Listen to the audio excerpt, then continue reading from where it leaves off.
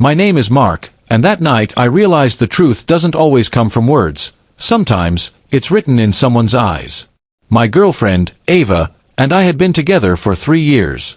We'd built what I thought was a solid relationship, the kind where you finish each other's sentences, know each other's routines, and can predict what the other person is thinking just by a look. At least, I thought I could. Lately, though, something had changed. She'd grown distant, distracted. Her phone was always face down, her laughter felt forced, and she'd started going out more often, girls' nights, work dinners, book club meetings. I wanted to believe her, but the timing, the excuses, the sudden perfume I'd never smelled before, it all gnawed at me quietly. That evening, she was getting ready to go out again. She looked beautiful, red dress, new earrings, and a touch of lipstick she rarely wore for casual nights out. "You look great," I said from the couch, watching her fix her hair in the mirror. She smiled nervously, not meeting my eyes. "Thanks," she said softly. "It's just a casual dinner with some co-workers." Something inside me twisted. My gut had been whispering the truth for weeks, but I kept silencing it. I decided to test something, a small, innocent phrase that would reveal everything. As she grabbed her purse and headed toward the door, I smiled and said lightly, "Good luck on your date." The words hung in the air like a slow-burning fuse. She froze mid-step. For a moment, she didn't even breathe. Her hand tightened on the doorknob, and then, she turned around slowly, her face pale, her eyes wide with panic. That expression told me everything I needed to know. I didn't say another word. I just looked at her, waiting.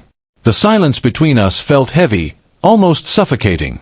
Finally, she tried to smile, her voice trembling. "What are you talking about? It's not a date, Mark." But her tone betrayed her. It wasn't defensive, it was afraid. I stood up.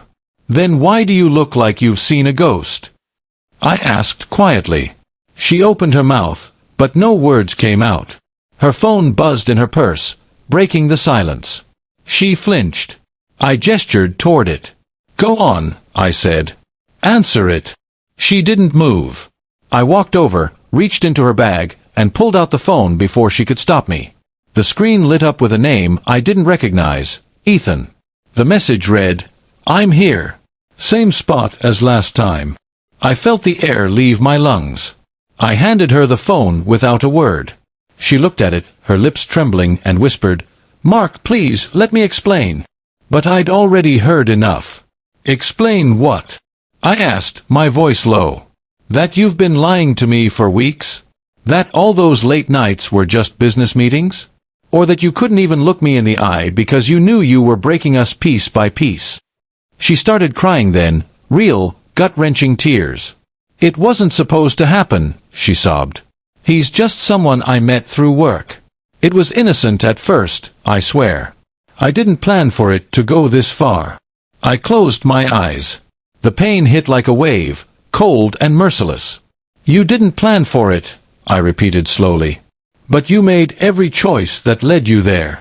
She reached for me, but I stepped back. "I loved you," I said quietly. "You could have told me you were unhappy. You could have walked away before doing this." Her sobs filled the room, but I couldn't stay to listen. I grabbed my jacket and walked out. That night, I drove for hours with no destination. Just me, the dark road, and the echo of her panic-stricken face burned into my mind. Every part of me wanted to hate her, but all I could feel was emptiness. Because betrayal doesn't just hurt, it unravels the version of reality you thought was true. Days passed. She tried to reach out, calls, texts, even showing up at my place, but I didn't respond. I wasn't ready. Eventually, the messages stopped. Months later, I learned through a mutual friend that she and Ethan didn't last. Apparently, he left her, too. It took time, months of silence, therapy, and rebuilding, but I healed. I started focusing on things I had neglected. My friends, my passions, my peace. I learned that trust isn't about controlling someone, it's about believing them, until they give you a reason not to.